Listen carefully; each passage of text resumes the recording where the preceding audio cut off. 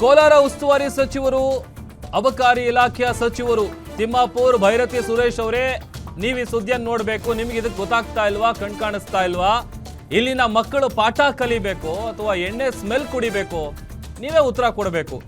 ಕೋಲಾರದಲ್ಲಿ ಅಧಿಕಾರಿಗಳಿಂದಲೇ rules break ಆಗ್ತಾ ಇದೆ. ಸರ್ಕಾರಿ ಶಾಲೆಯ ಕೂಗಳತೆ ದೂರದಲ್ಲೇ ಬಾರ್ ಇದೆ. ನಿತ್ಯ ಸರ್ಕಾರಿ ಶಾಲೆಗೆ ಬರುವ ಮಕ್ಕಳಿಗೆ ಕಿರಿಕಿರಿ ಉಂಟಾಗ್ತಾ ಇದೆ. ಶ್ರೀನಿವಾಸಪುರ ಸರ್ಕಾರಿ ಹಿರಿಯ ಪ್ರಾಥಮಿಕ ಶಾಲೆಯ ಸಮೀಪ ನಿಯಮವನ್ನ ಉಲ್ಲಂಘಿಸಿ ಬಾರ್ ನಡೆಸೋದಕ್ಕೆ ಅನುಮತಿ ಕೊಡಲಾಗಿದೆ. ಕೇವಲ 50 ಮೀಟರ್ ಅಷ್ಟೇ, 50 ಮೀಟರ್ ದೂರದಲ್ಲೇ ಇದೆ. ರೆಡ್ಡಿ ವೈನ್ಸ್ ಅಂತ ಅದರ ಹೆಸರು. ತೋರಿಸ್ತಾ ಇದೀವಿ ನೋಡಿ. ವ್ಯವಸಾಯೋತ್ಪನ್ನ ಸಹಕಾರ ಸಂಘದ ಮಳಿಗೆಯಲ್ಲಿ ಬಾರ್ ಓಪನ್ ಆಗಿದೆ. ಕೂಡಲೇ ಬಾರ್ ಸ್ಥಳಾಂತರ ಮಾಡಿ ಅಂತ ಸ್ಥಳೀಯರು ಆಗ್ರಹ ಮಾಡ್ತಾ ಇದ್ದಾರೆ. ಅದಕ್ಕೆ ಕೊಟ್ಟಿರುವಂಥ ದೂರಿನ ಪ್ರತಿ ಏನಿದೆ, ದೂರಿನ ಪ್ರತಿ ಕೂಡ ನಿಮಗೆ ನಾವು ತೋರಿಸ್ತಾ ಇದ್ದೀವಿ. ಮತ್ತೊಂದು ಕಡೆ ಶಾಲೆಗೆ ಬರುವಂತಹ ಮಕ್ಕಳಿಗೆ ಪ್ರತಿನಿತ್ಯ ಕಿರಿಕಿರಿ ಉಂಟಾಗ್ತಾ ಇದೆ.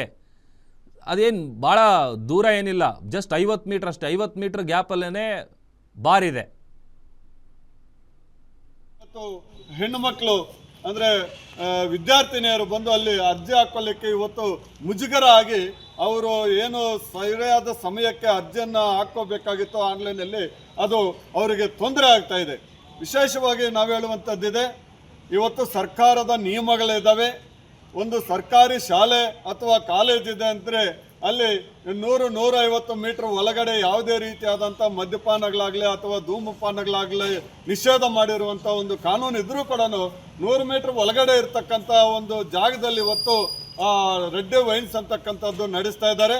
ಇದಕ್ಕೆ ಅಬಕಾರಿ ಇಲಾಖೆ ಇವತ್ತು ಶ್ರೀನಿವಾಸಪುರ ತಾಲೂಕಿನಲ್ಲಿ ಪ್ರಾಣದಲ್ಲಿದೆಯಾ ಅಥವಾ ಸತ್ತೋಗಿದೆ ಅಂತಕ್ಕಂಥದ್ದು ನಮಗೆ ಅನುಮಾನ ಬರ್ತಾ ಇದೆ.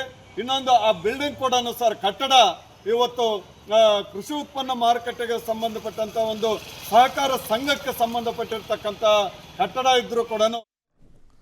ಕುಮಾರ್ ನಮ್ಮ ಕೋಲಾರ ಪ್ರತಿನಿಧಿ ಹೆಚ್ಚಿನ ಡೀಟೇಲ್ಸ್ ಅನ್ನ ಕೊಡ್ತಾರೆ. ಕುಮಾರ್, ಫಸ್ಟ್ ಆಫ್ ಆಲ್ ಈಗ ಶಾಲೆ ಸಮೀಪ 50 ಮೀಟರಲ್ಲೇ ಇವರು ಬಾರ್ ಓಪನ್ ಮಾಡೋದಕ್ಕೆ ಪರ್ಮಿಷನ್ ಹೇಗೆ ಸಿಕ್ತು, ಏನ್ ಮಾಹಿತಿ ಸಿಗ್ತಾ ಇದೆ ಅಂತ? ಹೌದು ಪ್ರಭು, ಏನು ಶಾಲೆ ಒಂದು 100 ಮೀಟರ್ ಆಚೆ ಬಾರ್ ಆಗ್ಲಿ ಅಥವಾ ಬಾರ್ 100 ಮೀಟರ್ ಶಾಲೆ ಮತ್ತು ಸಾರ್ವಜನಿಕ ಒಂದು ಸ್ಥಳಗಳಿಂದ 100 ಮೀಟರ್ ದೂರ ಇರಬೇಕು ಅನ್ನೋ ಒಂದು ರೂಲ್ಸ್ ಇದ್ರೆ ಸಹ ಕೇವಲ ಒಂದು 50 ಮೀಟರ್ ದೂರದಲ್ಲೇ ಸರ್ಕಾರಿ ಶಾಲೆ 50 ಮೀಟರ್ ದೂರದಲ್ಲೇ ಬಾರ್ ಓಪನ್ ಆಗಿದೆ. ಅದು ಸಹ ಸಹಕಾರಿ ಬಿಲ್ಡಿಂಗ್, ಅದು ವ್ಯವಸಾಯೋತ್ಪನ್ನ ಸಹಕಾರಿ ಬಿಲ್ಡಿಂಗ್ ಆಗಿದ್ದು ಅಲ್ಲಿ ಡಿಸಿಸಿ ಬ್ಯಾಂಕ್ ಸಹ ಇದೆ. ಇಲ್ಲಿ ಡಿಸಿಸಿ ಬ್ಯಾಂಕ್ಗೆ ದಿನನಿತ್ಯ ನೂರಾರು ಮಹಿಳೆಯರು ಇಲ್ಲಿ ಸಾಲ ಮತ್ತು ವಹಿವಾಟಿಗಾಗಿ ಬರ್ತಾ ಇರ್ತಾರೆ, ಹೋಗ್ತಾ ಇರ್ತಾರೆ.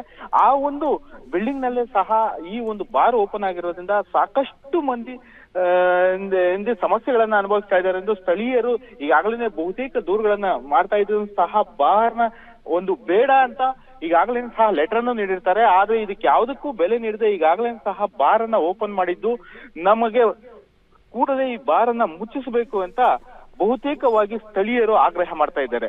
ಆದ್ರೆ ಎಷ್ಟೇ ಆಗ್ರಹ ಮಾಡಿದ್ರು ಸಹ ಇಲ್ಲಿ ಬಾರ್ ಅನ್ನ ಮತ್ತಷ್ಟು ಮುಂದುವರಿಸ್ತಾ ಇರೋದು ಹಲವಾರು ಅಧಿಕಾರಿಗಳು ಯಾಕೆ ಈ ರೀತಿಯಾದಂತಹ ನಿರ್ಲಕ್ಷ್ಯ ಧೋರಣೆಯನ್ನ ತೋರ್ತಾ ಇದ್ದಾರೆ ಅಂತ ಸ್ಥಳೀಯರು ಆಕ್ರೋಶವನ್ನು ವ್ಯಕ್ತಪಡಿಸ್ತಾ ಇದ್ದಾರೆ. ಪ್ರಭು, ಓಕೆ, ಥ್ಯಾಂಕ್ ಯು ಕುಮಾರ್ ನಿಮ್ಮೆಲ್ಲ ಡೀಟೇಲ್ಸ್ಗಾಗಿ.